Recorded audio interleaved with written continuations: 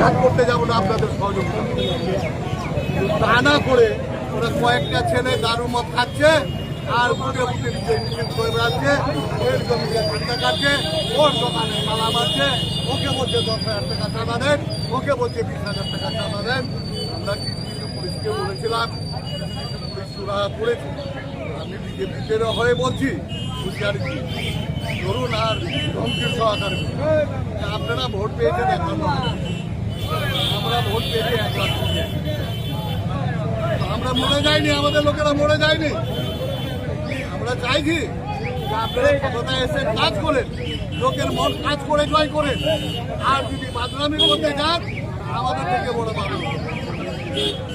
দ্বিতীয় নম্বর হচ্ছে পুলিশকেও বলছি অনুরোধ করে, পুলিশ মিথ্যা মামলায় অনেক লোককে আমাদের কপালের করে নাই করে 6টা 7টা কেস, কপালকে বন্দুকের কেস দিয়ে কপালের বাড়ি সার্চ করলো, কপালের শিলিগুড়ির বাড়ি সার্চ করলো, কিছু বলে না।